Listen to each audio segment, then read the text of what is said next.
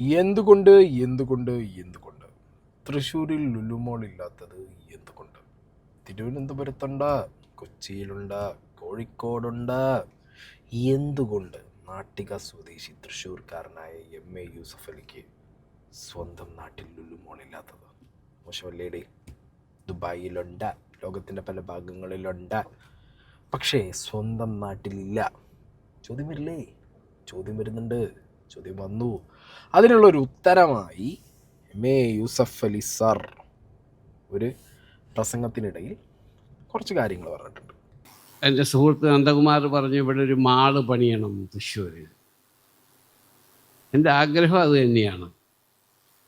പക്ഷെ നിങ്ങൾക്കറിയാം, ഇവിടെ ഒരുപാട് ബുദ്ധിമുട്ടുകളുണ്ട്. ഞാൻ മാള് പണിയാൻ വേണ്ടി സ്ഥലമൊക്കെ ശരിയാക്കി അത് പണിയാൻ ആരംഭം കുറിക്കാൻ നിൽക്കുമ്പോഴാണ് എനിക്കെതിൽ പോയിട്ട് കേസ് കൊടുത്തത്. ഇപ്പോൾ ഹൈക്കോടതിയിലാണ് ആ കേസ്. ഈ സ്ഥലം ഒരു പാർട്ടി, ആ പാർട്ടി എന്താണെന്ന് നിങ്ങൾ അന്വേഷിച്ചറിഞ്ഞാൽ മതി. ആ പാർട്ടിയിൽപ്പെട്ട ആൾ എന്താണ്, ആ കേസ് ഹൈക്കോടതിയിൽ ഉള്ളത് കൊണ്ട് ഞാൻ പറയുന്നില്ല. 2.5 കൊല്ലമായി ആ കേസ് നടക്കുകയാണ്. അല്ലെങ്കിൽ എന്നോ ഇവിടെ മാള് വന്നിരുന്നു. അപ്പോൾ ഈ രാജ്യത്ത് പല ബുദ്ധിമുട്ടുകളും ഉണ്ട്. അത് തരണം ചെയ്ത് ഓക്കെ ആയിക്കഴിഞ്ഞാൽ ഞാൻ തീർച്ചയായിട്ടും ഒരു മാൾ ഇവിടെ ആരംഭിക്കുന്നതാണ്. ഇപ്പം അത് കോടതിയിൽ ഉള്ള കാരണം ഞാൻ അതിനെപ്പറ്റി കൂടുതൽ വിസ്തരിച്ച് പറയുന്നില്ല. MA യൂസഫ് അലിയെ പോലത്തെ ഒരു പേഴ്സണാലിറ്റി വിസ്തരിച്ച കാര്യങ്ങൾ പറയണമെന്നില്ല സാർ. നിങ്ങൾക്കുള്ളൊരു social media reach, hype, traction, PR ഒക്കെ വെച്ച് നോക്കുമ്പോൾ നിങ്ങൾ ഇത്ര പറഞ്ഞത് ഒരു മിനിറ്റും ചില്ലറയും പറഞ്ഞത് തന്നെ വളരെ ധാരാളമാണ്. നിങ്ങളിവിടെ ആരുടെയും പേരെടുത്ത് പറഞ്ഞിട്ടില്ല, ഒരു പാർട്ടിയുടെ പേര് പറഞ്ഞിട്ടില്ല, ഒന്നും പറഞ്ഞിട്ടില്ല. നിങ്ങൾ കൂടി കക്ഷിയായിട്ടുള്ള ഹൈക്കോർട്ടിൽ നിലനിൽക്കുന്ന ഒരു കേസിൻ്റെ മെറിറ്റ് എന്താണെന്ന് പോലും ആർക്കും അറിയാത്തൊരു സാഹചര്യത്തിൽ നിങ്ങൾ വളരെ ബ്ലണ്ടായിട്ട് വന്നിട്ട് പറയുന്നത് എന്താ? ഞാൻ വളരെ നല്ലത് എന്ന് കരുതുന്ന രീതിയിൽ ഒരു മോൾ തുടങ്ങാൻ വേണ്ടി ഇവിടെ ശ്രമിക്കുന്നു, എനിക്കെതിരെ ഒരാൾ കേസ് കൊടുക്കുന്നു. Okay, number 1. നമ്പർ 2, ഒരു പാർട്ടി. ഇതൊരു വ്യക്തിയാണോ കൊടുത്തത്, ഒരു പാർട്ടിയാണോ കൊടുത്തതെന്നുള്ളൊരു കൺഫ്യൂഷൻ അവിടെ തന്നെ വരും. പിന്നെ പറയുന്നു ഒരു പാർട്ടിയിലുള്ളൊരു വ്യക്തി. ഓക്കെ, അപ്പോൾ അയാളുടെ വ്യക്തി താല്പര്യം കൊണ്ട് അയാൾ കൊടുത്തതാണോ അതോ പാർട്ടിക്കാരുടെ താല്പര്യം കൊണ്ട് ഒരു വ്യക്തിയെ കൊണ്ട് കൊടുപ്പിച്ചതാണോ? അതിനൊരു ക്ലാരിറ്റി ഇല്ല. സോ ഒരു ക്ലാരിറ്റി ഇല്ലാതെ കോടതിയിൽ 2-2.5 വർഷമായിട്ട് നിലനിൽക്കുന്ന ഒരു കേസിനെ കുറിച്ച് നിങ്ങളിങ്ങനെ വന്നൊരു സ്റ്റേജിൽ പറയുമ്പോൾ MA യൂസഫ് അലി ആയതുകൊണ്ട് ചിലപ്പോൾ, ഞാൻ കോടതിയുടെ കാര്യമായതുകൊണ്ടാണ് പറയുന്നത്, ചിലപ്പോൾ കോടതി ലക്ഷ്യത്തിനൊന്നും കേസ് വരില്ല എന്ന് പ്രതീക്ഷിക്കാം. കോടതി ആയതുകൊണ്ട് ചിലപ്പോൾ കേസ് എടുക്കാം. ഓക്കെ, പോലീസോ സിസ്റ്റോ ഒക്കെ ആണെങ്കിൽ എനിക്ക് ധൈര്യമായിട്ട് പറയാം കേസ് എടുക്കാൻ പോകുന്നില്ല. കാരണം MA യൂസഫ് അലി ആയതുകൊണ്ട് ഒന്നും നടക്കാൻ പോകില്ല. പക്ഷെ കോടതി ആയതുകൊണ്ട് നമുക്കൊന്നും പറയാൻ പറ്റില്ല. കോടതി ചിലപ്പോൾ ഇത് കേട്ട് കഴിഞ്ഞാൽ കേസ് എടുക്കും. കാരണം അതിൻ്റെ മെറിറ്റ് എന്താ, അതേത് രീതിയിൽ പോകുന്നു, അതിൻ്റെ കാര്യങ്ങൾ എന്തൊക്കെയാണെന്നുള്ളത് അറിയില്ല. നമുക്ക് പൊതുജനത്തിന് അറിയില്ല. യൂസഫ് അലിക്ക് ഇപ്പോൾ ഒരു കേസുണ്ട്, അതിൻ്റെ വഴി നടക്കട്ടെ, നോക്കാം, ഇത്ര പറഞ്ഞാൽ മതി. പക്ഷെ ഇതല്ല. ഇത് വളരെ കൃത്യമായിട്ട് ഇവിടെ വ്യവസായം ചെയ്യാൻ ലേശം പാടാണെന്നും ഇതുപോലുള്ള പ്രശ്നങ്ങളുണ്ട് എന്നുള്ളതും ഈ രാജ്യത്ത് വ്യവസായം ചെയ്യണമെങ്കിൽ കുറച്ചധികം കടമ്പകൾ കടക്കണം എന്നുള്ളതൊക്കെ അങ്ങോട്ട് പറഞ്ഞു വെച്ചിട്ടുണ്ട് അവിടെ വളരെ കൃത്യമായിട്ട്, ഇല്ലേ? യൂസഫ് അലിക്ക് ഞാൻ പറഞ്ഞ പോലെ തിരുവനന്തപുരത്ത്, കൊച്ചിയിൽ, കോഴിക്കോട്, അങ്ങനെ ഒരുപാട് സ്ഥലങ്ങളിൽ, പാലക്കാടൊക്കെ ലുലുമോളുണ്ട്. ആ ലുലുമോളൊക്കെ വരുന്ന സമയത്തുണ്ടായിരുന്ന ഒരുപാട് പ്രശ്നങ്ങളും പിന്നെ ഇതിൻ്റെ ഉദ്ഘാടന സമയത്ത് പ്രശ്നം ഉണ്ടാക്കിയ ആളുകളൊക്കെ അതിൻ്റെ ഉദ്ഘാടന വേദിയിലുള്ളതൊക്കെ നമ്മൾ കണ്ടതാണ്, അല്ലേ? കണ്ടിട്ടുണ്ട്. അപ്പം തൃശ്ശൂർ എന്താണ് വിഷയം? 2-2.5 വർഷമായിട്ട് തൃശ്ശൂർ ഇങ്ങനെ കട്ടയ്ക്ക് നിൽക്കണമെന്നുണ്ടെങ്കിൽ വാട്ട് ഹാപ്പൻഡ് ഇൻ തൃശ്ശൂർ എന്നുള്ളൊരു ചോദ്യം ഉണ്ടാവുമല്ലോ. അപ്പോൾ അതിൻ്റെ പിന്നാലെയാണ് രാവിലെ മുതൽ മീഡിയ. അപ്പം എന്താണ്, കേസ് കൊടുത്ത വ്യക്തിയെ കണ്ടുകെട്ടിയിട്ടുണ്ട്. അദ്ദേഹം എന്താ പറയുന്നത് നമുക്ക് നോക്കാം. ലുലു ഗ്രൂപ്പിൻ്റെ കൈവശമുള്ള ഈ ഭൂമിയുടെ കീഴാധാരക്കാരനുണ്ട്. അത് തൃശ്ശൂരുള്ള ചെറക്കേക്കാരൻ ഗ്രൂപ്പാണ്. ഈ ചെറക്കേക്കാരൻ ഗ്രൂപ്പ് അവരുടെ വയൽ ഭൂമിയിൽ നിന്ന് കളിമണ്ണെടുത്ത് അതിൽ മറ്റ് മണ്ണ് കൊണ്ടുപോയി നിക്ഷേപിച്ച ഒരു പ്രക്രിയ നടക്കുന്നത് എൻ്റെ ശ്രദ്ധയിൽപ്പെട്ട അവസരത്തിൽ ഞാൻ ആ ഉടമസ്ഥർക്കെതിരെ പരാതി കൊടുത്തിരുന്നു. അതിനുശേഷമാണ് ലുലു ഗ്രൂപ്പ് ഈ ഭൂമി വാങ്ങിക്കുന്നത്. ലുലു ഗ്രൂപ്പ് ഈ ഭൂമി വാങ്ങിച്ചതിന് ശേഷം എന്ന് വെച്ച് കഴിഞ്ഞാൽ അതിന് തൊട്ട് മുൻപായിട്ട് 2020 വർഷം വരെ അത് 2 നെൽകൃഷി ചെയ്ത ഭൂമിയാണത്. ആ നെൽകൃഷി ചെയ്യുന്നതിന് വേണ്ടി വിത്ത്, വള, മറ്റ് ആനുകൂല്യങ്ങളെല്ലാം അയ്യന്തോൾ കൃഷി ഓഫീസിൽ നിന്ന് കൊടുത്തതായിട്ട് കൃഷി ഓഫീസർ റെക്കമെൻഡ് ചെയ്തിട്ടുണ്ട്. ഈ ലുലു ഗ്രൂപ്പ് ഇത് വാങ്ങിച്ചതിന് ശേഷം അതിൽ അനധികൃതമായ പ്രവർത്തനങ്ങൾ നടത്തുകയും മതിൽ കെട്ടുകയും കുളം കുഴിക്കുകയും ഒക്കെ ചെയ്ത അവസരത്തിൽ അതിൻ്റെ മുകളിൽ പരാതി കൊടുക്കുകയും ആ പരാതിയുടെ അടിസ്ഥാനത്തിൽ വില്ലേജ് ഓഫീസർ സ്റ്റോപ്പ് മെമ്മോ കൊടുക്കുകയും അത് RDOക്ക് റിപ്പോർട്ട് ചെയ്യുകയും കൃഷി ഓഫീസർ ഈ കാര്യങ്ങളൊക്കെ നടക്കുന്നതുമായി ബന്ധപ്പെട്ട് അനധികൃതമായ പ്രവർത്തനമാണ് അവിടെ നടക്കുന്നത് എന്നത് സംബന്ധിച്ച റിപ്പോർട്ട് RDOക്ക് കൊടുക്കുകയും RDO അത് വകുപ്പ് 13 നടപടി സ്വീകരിക്കുന്നതിന് വേണ്ടി കളക്ടർക്ക് കൈമാറുകയും ചെയ്തിട്ടുള്ള ഒരു ഫയല് കളക്ടറേറ്റിലുണ്ട്. ഈ ഫയലിനെ തുടർന്ന് ബഹുമാനപ്പെട്ട കളക്ടർ വകുപ്പ് 13 നടപടിയുടെ ഭാഗമായി ഈ കക്ഷിക്ക് നോട്ടീസ് കൊടുക്കുകയും ഹിയറിംഗ് നടത്തുകയും ചെയ്തു. ആ ഹിയറിംഗ് നടക്കുന്ന അവസരത്തിലാണ് ബന്ധപ്പെട്ട ലുലു ഗ്രൂപ്പിൻ്റെ ബന്ധപ്പെട്ട ഉദ്യോഗസ്ഥരും വക്കീലും അവിടെ കളക്ടറോട് പറയുന്നത് കളക്ടർക്ക് ഇതിനു മുകളിൽ ഇങ്ങനെ ഹിയറിംഗ് നടത്തുന്നതിനുള്ള അധികാരങ്ങളൊന്നുമില്ല, ഞങ്ങളുടെ ഭൂമി നിയമാനുസൃതം തരം മാറ്റി കിട്ടിയ ഭൂമിയാണ്, ആ തരം മാറ്റി കിട്ടിയ ഭൂമിയുടെ മുകളിൽ വയൽ നികത്തുന്നതുമായി ബന്ധപ്പെട്ട ഹിയറിംഗ് നടത്തുന്നതിനും മറ്റ് അധികാരങ്ങളൊന്നും കളക്ടർക്കില്ല എന്ന് പറഞ്ഞു. അപ്പോഴാണ് കളക്ടർ ബന്ധപ്പെട്ട ഫയലുകൾ പരിശോധിക്കുകയും ഈ ഭൂമി തരം മാറ്റി കൊടുത്ത കാര്യം കളക്ടർക്ക് ബോധ്യപ്പെട്ടത്. തുടർന്ന് കളക്ടർ ഹിയറിംഗ് അവസാനിപ്പിക്കുകയും ഈ ബന്ധപ്പെട്ട ലുലു ഗ്രൂപ്പിൻ്റെ കക്ഷികൾ 2 ദിവസം കഴിഞ്ഞപ്പോൾ ബഹുമാനപ്പെട്ട ഹൈക്കോടതിയിൽ ഈ ഹിയറിങ്ങിന് വിളിച്ച പേപ്പറുകളും നോട്ടീസുകളും എല്ലാം ഹാജരാക്കി ഇത്തരത്തിലുള്ള ഹിയറിംഗ് കളക്ടർക്ക് നടത്താനുള്ള അധികാരമില്ല, അതിനെ ചോദ്യം ചെയ്ത് കോടതിയിലൊരു അന്യായം ബോധിപ്പിച്ചു. അപ്പോൾ ശ്രീ മുകുന്ദനാണോ ഇത് ആദ്യം കോടതിയെ സമീപിച്ചത് അതോ MA യൂസഫ് അലിയാണ്? യൂസഫ് അലിയുടെ ബന്ധപ്പെട്ട ഉദ്യോഗസ്ഥരാണ് കോടതിയെ സമീപിച്ചത്. താങ്കൾ പരാതി കൊടുത്തത് കളക്ടറേറ്റിലാണ്? ഞാൻ പരാതി കൊടുത്തത് കളക്ടറേറ്റിലാണ്. എൻ്റെ പരാതിയിൽ എന്ന് വെച്ച് കഴിഞ്ഞാൽ ഭൂമി ഇവർക്ക് തരം മാറ്റി കൊടുത്തതിൻ്റെ നടപടിക്രമങ്ങൾ ചോദ്യം ചെയ്തുകൊണ്ട് നിയമാനുസൃതം ഒരു പരാതിയാണ്, അപ്പീലാണ് ഞാൻ കളക്ടറേറ്റ്. താങ്കൾ കോടതി പോയിട്ടില്ല? കഴിഞ്ഞിട്ടില്ല. അപ്പോൾ ലുലു ഗ്രൂപ്പ് കോടതിയിൽ ഇങ്ങനെ ഒരു കേസ് ഫയൽ ചെയ്ത കാര്യം ഞാൻ അറിയാനിടയാകുകയും ഞാൻ ആ കേസിൽ കക്ഷി ചേർന്നു. അവർ പറയുന്നത് മാത്രമല്ല എൻ്റെ ഭാഗം കൂടി ബഹുമാനപ്പെട്ട കോടതി കേൾക്കണം എന്ന് പറഞ്ഞ് ഞാൻ ആ കേസിൽ കക്ഷി ചേർന്നു. അല്ല, ഇവിടെ ഇപ്പം ആർക്കെതിരെ കേസ് കൊടുത്തേ? അപ്പം ഈ സ്ഥലം ആദ്യം കൈവശം ഉണ്ടായിരുന്ന ആളുകൾ അവിടെ നിന്ന് ഈ മണ്ണൊക്കെ മാറ്റി വേറെ മണ്ണ് കൊടുന്ന് ഡംപ് ചെയ്ത് അതിൽ ഒരു പരാതിയായിട്ട് ഇദ്ദേഹം പോയ സമയത്ത് ഇത് ലുലു ഗ്രൂപ്പ് വാങ്ങി. വീണ്ടും ഇദ്ദേഹം ഈ കളക്ടറുടെ അടുത്താണ് ഇത് പരിശോധിക്കണം എന്ന് പറഞ്ഞൊരു സാധനം കൊടുത്തിട്ടുള്ളത്. ആക്ച്വലി ഇദ്ദേഹം പറഞ്ഞത് വെച്ച് നോക്കുമ്പോൾ ലുലു ഗ്രൂപ്പ് അല്ലേ കോടതിയിൽ കേസായിട്ട് പോയത്? ആ കേസായിട്ട് പോയപ്പോൾ ഇദ്ദേഹത്തിൻ്റെ ഭാഗം കൂടിയും കേൾക്കണം എന്ന് പറഞ്ഞ കക്ഷി ചേരുകയല്ലേ ഉണ്ടായേ. പക്ഷെ യൂസഫ് അലി എന്ന് പറഞ്ഞ വ്യക്തി കുറച്ച് മുമ്പ് പറഞ്ഞ വീഡിയോയിൽ അദ്ദേഹത്തിനെതിരെ ഒരു കേസ് എന്നാണല്ലോ പറഞ്ഞത്, അല്ലേ? ആണ്, അങ്ങനെ തന്നെയാണ് പറഞ്ഞത്, തെറ്റില്ല, ശരിയാണ്. ഞാനിവിടെ ഒരു കമൻറ്റ് നിങ്ങൾക്ക് വായിക്കാം. യൂസഫ് അലി ഈ വസ്തു വിലയ്ക്ക് വാങ്ങുന്നത് തന്നെ ഒരു തർക്കം നിലനിൽക്കുന്നുണ്ടെന്ന് അറിയാമായിരുന്നിരിക്കണം. ശരിയാണ്. കാരണം അത് നിങ്ങൾ ഇവരുടെ പ്രീവിയസ് സ്ഥലങ്ങളിൽ മോള് വന്ന സ്ഥലങ്ങളും അവിടെ നടന്ന നിയമ നടപടികളൊക്കെ നോക്കിയാൽ നിങ്ങൾക്ക് മനസ്സിലാക്കാവുന്നതേ ഉള്ളൂ എന്ന് ഞാൻ പ്രതീക്ഷിക്കുന്നു. നോക്കാവുന്നവർക്ക് നോക്കാം. ഇങ്ങനെ പറയാൻ പറ്റും, അല്ലാതെ പറഞ്ഞു കഴിഞ്ഞാൽ ഒക്കെ പണിയാണ് മക്കളെ. അപ്പോൾ വസ്തു വാങ്ങുമ്പോൾ തന്നെ അറിയുമായിരിക്കും. കാരണം ഈ വ്യക്തി ഇപ്പോൾ കേസ് കൊടുത്ത മുകുന്ദൻ എന്ന് പറഞ്ഞ വ്യക്തി പറഞ്ഞത് വെച്ച് നോക്കുമ്പോൾ ആ വസ്തുവിൻ്റെ അടിയാധാരത്തിലുള്ള ഓണർമാർ, അതായത് പ്രീവിയസ് ഓണർമാർ ഓൾറെഡി അവിടെ മണ്ണ് മാറ്റി നികത്താനുള്ളൊരു ട്രൈ നടത്തിയിട്ടുണ്ട്. അതിൻ്റെ മുകളിൽ ഒരു കേസും ഉണ്ട്. അപ്പോൾ അത് തർക്കം ഉണ്ട് അവിടെ ഓൾറെഡി. അപ്പോൾ തർക്കം നടക്കുമ്പോൾ തന്നെ ഒരു ഭൂമി വാങ്ങുക എന്ന് പറയുമ്പോൾ തർക്കത്തിലുള്ള ഒരു ഭൂമിക്ക് വില കുറയ്ക്കും അല്ലേ?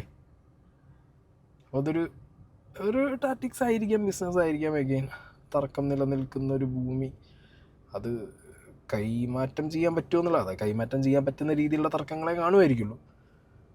അപ്പോൾ എന്താണെങ്കിലും അതിൻ്റെ ഒരു ഡീല് കുറച്ചും കൂടി വില കുറഞ്ഞ് കിട്ടാനുള്ള ചാൻസ് ഞാൻ കാണുന്നുണ്ട്. അതുകൊണ്ടായിരിക്കണം ആ വസ്തു വാങ്ങിയിട്ടുണ്ട്.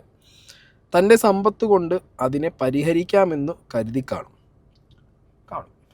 ഡൗട്ടില്ല. അത് യൂസഫ് അലിയുടെ തെറ്റ്. യൂസഫ് അലിയുടെ പ്രസ്താവനയിൽ കേട്ടത് അയാൾക്കെതിരെ ആരോ ഒരു കേസ് ഹൈക്കോടതിയിൽ കൊടുത്തെന്നും അത് തീരുന്ന മുറയ്ക്ക് മോളിൻ്റെ പണി ആരംഭിക്കുമെന്നാണ്. പക്ഷേ ഇപ്പോൾ മനസ്സിലാകുന്നു കേസ് കൊടുത്തത് യൂസഫ് അലിയാണെന്നും ഈ പരാതിക്കാരൻ പിന്നീട് ആ കേസിൽ കക്ഷി ചേർന്നതാണെന്നും ഈ പരാതിക്കാരൻ്റെ പരാതിയിന്മേലാണ് കളക്ടറുടെ നടപടി നടക്കുന്നത്. ആ നടപടിയെ ചോദ്യം ചെയ്താണ് യൂസഫ് അലി ഹൈക്കോടതിയിൽ പോയത്. സ്വാഭാവികമായും പരാതിക്കാരനെ കൂടി കക്ഷി ചേർത്ത് വേണമായിരുന്നു യൂസഫ് അലി കേസ് കൊടുക്കാൻ. അത് കൊടുത്തില്ല, ഒറ്റയ്ക്കാണ് പോയത്. ചുളുവിൽ യഥാർത്ഥ പരാതിക്കാരൻ അറിയാതെ ഹൈക്കോടതിയിൽ നിന്നും ഒരു ഉത്തരവ് നേടിയെടുക്കാമെന്ന് കരുതി കാണും.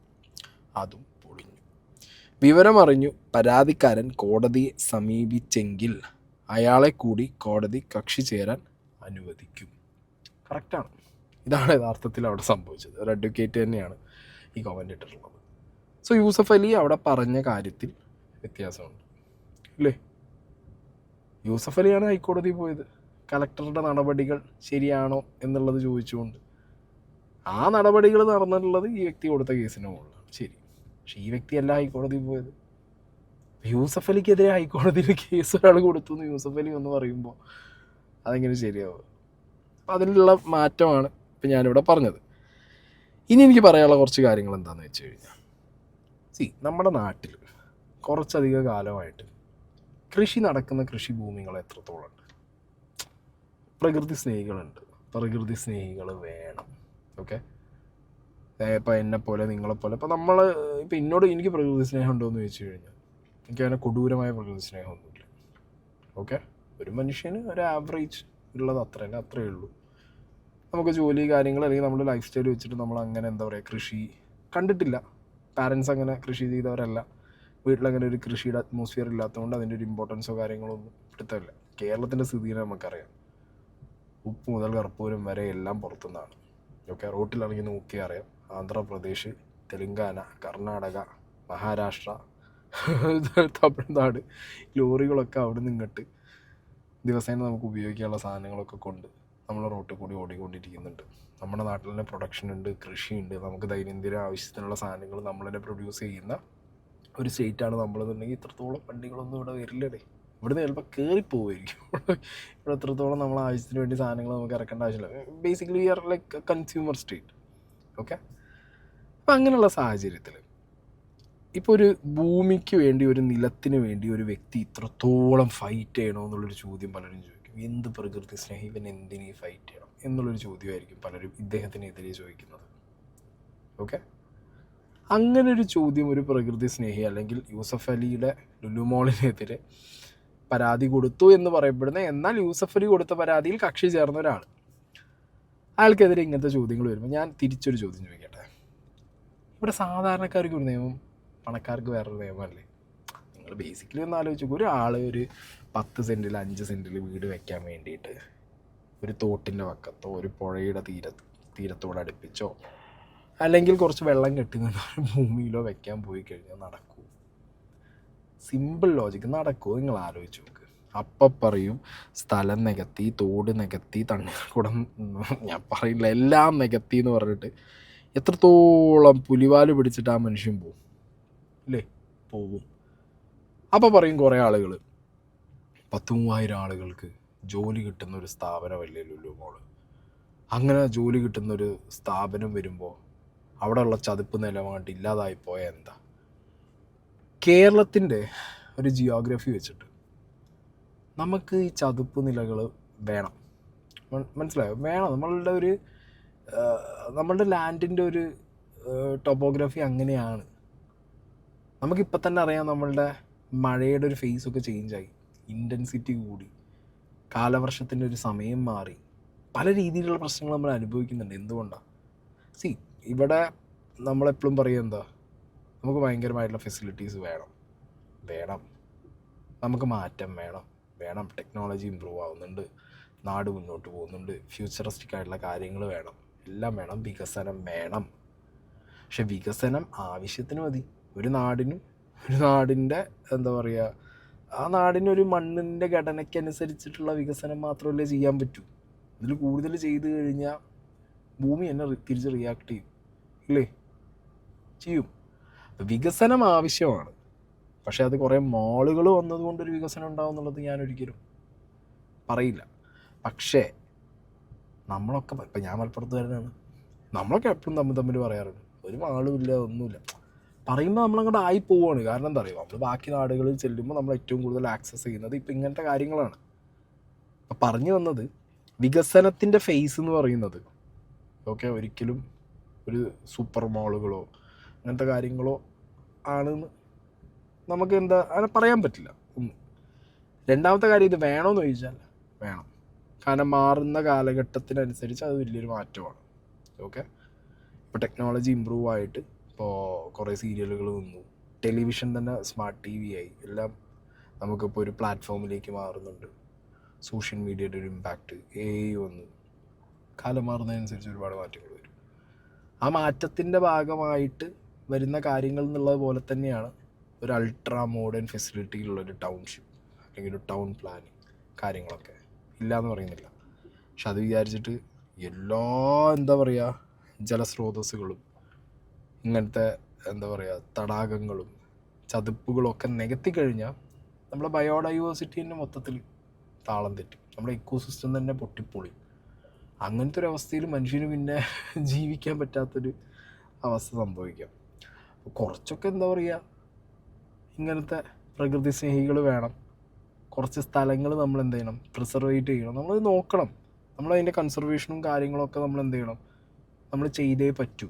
അത് ഇവിടുത്തെ ഗവൺമെൻറ്റും നമ്മളൊക്കെ നമ്മൾ ഒരുമിച്ചെടുത്ത് ഒറ്റക്കെട്ടായിട്ട് ചെയ്യേണ്ട കാര്യങ്ങളാണ്. എല്ലാം കോർപ്പറേറ്റുകൾക്ക് വിട്ടുകൊടുത്തു കഴിഞ്ഞാൽ പിന്നെ നമുക്കിവിടെ ജീവിക്കാൻ പറ്റില്ല. ഓക്കെ, പിന്നെ ഇതേപോലെ 3000-4000 പേർക്ക് ജോലി കിട്ടില്ലേ, ഇവനെവിടെ ഇരുന്നിട്ട് ഈ പറഞ്ഞ പോലെ പ്രകൃതി സ്നേഹം വിളിച്ച് പറഞ്ഞു കഴിഞ്ഞാൽ അത്രയും ആളുകൾക്ക് ജോലി കിട്ടുമെന്ന് ചോദിക്കുന്നവരോട് ഇപ്പോൾ എൻ്റെ കമൻറ്റ് ബോക്സിൽ ആ ഒരു ക്വസ്റ്റ്യൻ വരും, 3000-4000 ആൾക്കാർക്ക് ജോലി കിട്ടില്ല ലുലുമോൾ വന്നാൽ. 3000-4000 ആൾക്കാർക്ക് അപ്പുറത്ത് ജോലി പോകുന്നുണ്ട്. നമ്മൾ കൊച്ചിയിലെ അവസ്ഥ ആലോചിച്ച് നോക്ക്. കൊച്ചിയിൽ ലുലുമോൾ വന്നു, ഞാനൊക്കെ എപ്പോഴും പോകാറുണ്ട്, നമ്മളെല്ലാ കാര്യത്തിനും ആക്സസ് ചെയ്യാറുണ്ട്. കൊച്ചിയിൽ ലുലുമോൾ വന്നതിന് ശേഷം MG റോഡും ബാക്കി സ്ഥലങ്ങളിലുള്ള കടക്കാരുടെയൊക്കെ അവസ്ഥ എന്താ? എത്ര പേര് കച്ചവടം പൊട്ടിപ്പോയി. ഇവിടെ സംഗതി ശരിയാണ്, 10-3000 ആളുകൾക്ക് വലിയ ഇൻവെസ്റ്റ്മെൻറ്റ്, അവിടെ ജോലി, സാലറി. അപ്പുറത്ത് വലിയ ഇൻവെസ്റ്റ്മെൻ്റ് ആണ് ഈ ലുലുമോൾ നിൽക്കുന്നതിൻ്റെ ചുറ്റുവട്ടത്തിലുള്ള എല്ലാ ഒട്ടുമിക്ക കടകളുടെയും അവസ്ഥ. പരിതാപകരമാണോ? അല്ലേ? അപ്പോൾ ആ ഒരു അവസ്ഥയുണ്ട്. അപ്പം 3000 പേർക്ക് ജോലി കിട്ടുമ്പോൾ അറ്റ്ലീസ്റ്റ് ഇവിടെ 2000 ആളുടെ ജോലി പോയിട്ടുണ്ടാവും. ഇവിടെ ഒരു 100 കോടി ഇൻവെസ്റ്റ്മെൻറ്റ് വരുമ്പോൾ അവിടെ ഒരു 50 കോടി ഇൻവെസ്റ്റ് ചെയ്ത് ഫുള്ള് വെള്ളത്തിലായിട്ടുണ്ടാവും. മനസ്സിലായി? അപ്പോൾ മോൾ കൾച്ചർ അതിനൊരു ഗുഡ് ഫേസും ഉണ്ട്, അതിനൊരു ബാഡ് ഫേസും ഉണ്ട്. ചെറുകിട കച്ചവടക്കാർ ഭയങ്കരമായിട്ട് ബുദ്ധിമുട്ടും. അതങ്ങനെയാണ്. പിന്നെ നമ്മുടെ നാട്ടിലെ ആളുകളുടെ ഇൻകം, ഡെയിലി വേജ് ഇൻകം, ഈ സാധനം കൂടി മാറണം. എന്നാലേ നമുക്കൊരു മോൾ കൾച്ചറിലേക്ക് നമുക്ക് പോയിട്ട് കാര്യമുള്ളൂ. ഇപ്പോൾ ബാംഗ്ലൂർ പോലത്തെ ഒരു സിറ്റിയിൽ, അല്ലെങ്കിൽ ബോംബെ, ഡൽഹി, മെട്രോ സിറ്റീസിൽ, ഈവൻ കൊച്ചിയിലാണെങ്കിലും IT ജീവനക്കാരുടെ ഒരു എണ്ണം പെരുപ്പം വളരെ കൂടുതലായിരിക്കും. പിന്നെ അവരുടെ ഒരു എന്താ പറയുക ഡെയിലി വേജ് ഉള്ളതും അതൊക്കെ ഒരു കണക്കാണ് പല സ്ഥാപനങ്ങളിലും. ബട്ട് സ്റ്റിൽ ക്രെഡിറ്റ് കാർഡും അതും ഇതൊക്കെ ആയിട്ട് ദേ ക്യാൻ സ്പെൻഡ് ചെയ്യും. അങ്ങനെയുള്ള സ്ഥലങ്ങളിലൊക്കെ കുറച്ചധികം മോളുകൾ വന്നാലും അത് ഓപ്റ്റ് ചെയ്യാൻ ആളുകളുണ്ടാവും. അത് കുറച്ചും കൂടി ഈ പറഞ്ഞ പോലെ ടൈം സ്പെൻഡ് ചെയ്യാനുള്ളൊരു സ്ഥലമായിട്ടൊക്കെ ആളുകൾ എടുക്കും. പക്ഷേ ഇതിപ്പോൾ എന്താ പറയുക, ലുലു മോൾ എന്ന് പറഞ്ഞാൽ എല്ലായിടത്തും വേണമെന്നുള്ളൊരു അവസ്ഥയായി. ഞാൻ പണ്ട് നോക്കുമ്പോൾ അവിടെ റിലയൻസിൻ്റെ മാർട്ടില്ലേ, എല്ലാ മുക്കിലും മൂലയിലും നോക്കുമ്പോൾ റിലയൻസിൻ്റെ മാർട്ട്, ഇപ്പം എല്ലാം മുട്ടിപ്പോയി.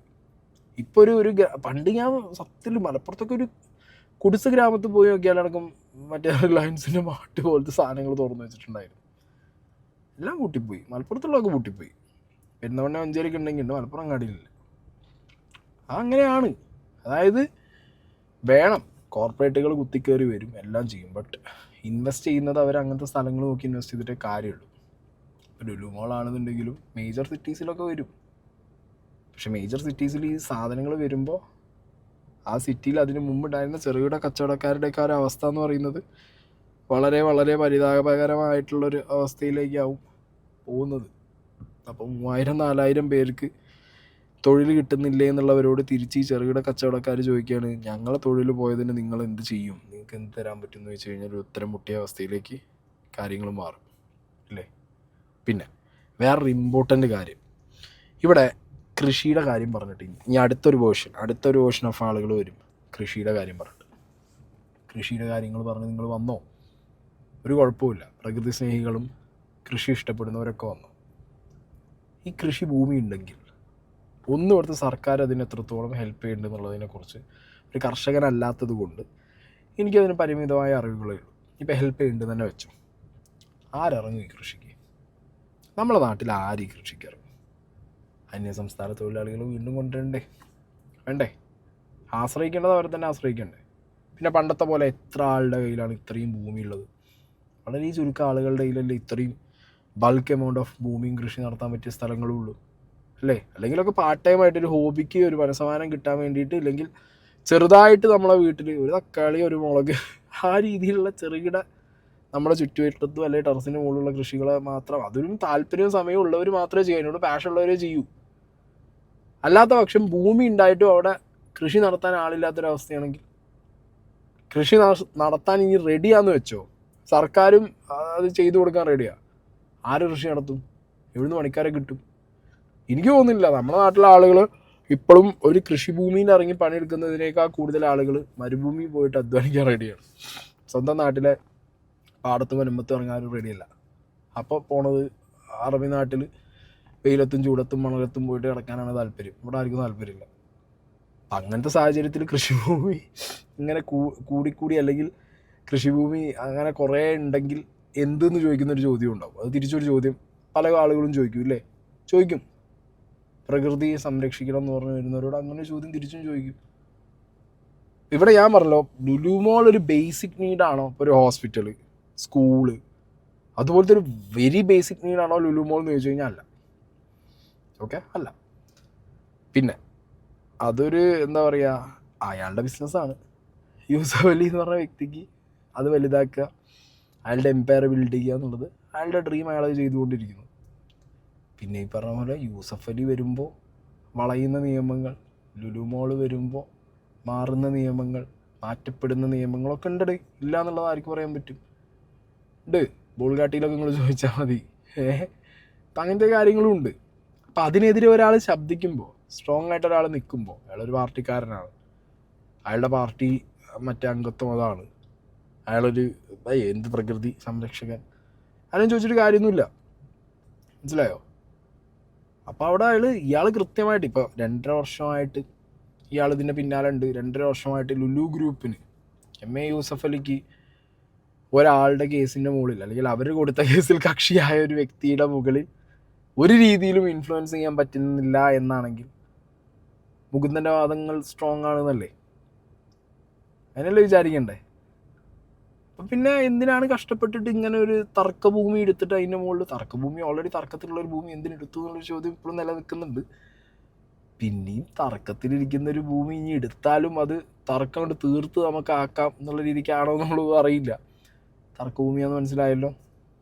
കുറേ ഇൻവെസ്റ്റ്മെൻറ്റ്സ് കയ്യിലുണ്ട്, ഇൻവെസ്റ്റ് ചെയ്യാൻ പറ്റുന്ന ഒരു കപ്പാസിറ്റി ഉള്ളൊരു ഗ്രൂപ്പാണ്.